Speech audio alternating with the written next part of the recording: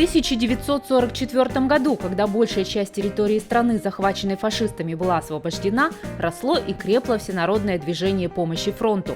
О скором приближении победы мечтали все слои населения Удмуртии. В 1944 году произошло такое очень знаменательное событие – это полное освобождение территории Советского Союза от фашистских захватчиков.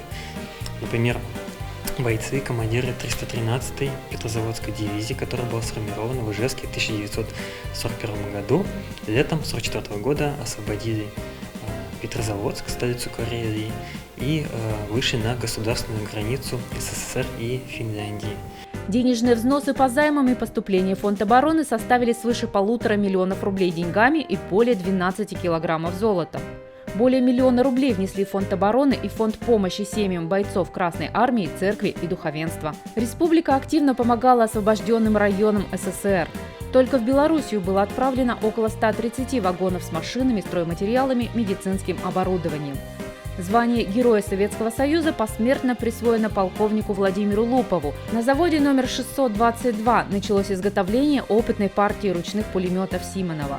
Летом 1944 года бойцы 313-й дивизии освободили такие лагеря, в частности, финский лагерь номер 6, который находился на территории города Петрозаводск.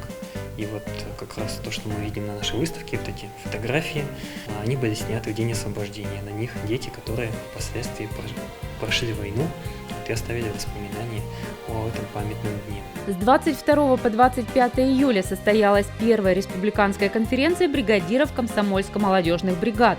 Встав на боевую вахту в честь этого события, бригада Александры Исаевой выполнила сменное задание на 246%. Такой выработки в цехе еще никто не давал. 17 августа рота 297-го стрелкового полка 184-й стрелковой дивизии под командованием нашего земляка, старшего лейтенанта Василия Зайцева, первой вышла на государственную границу с Германией.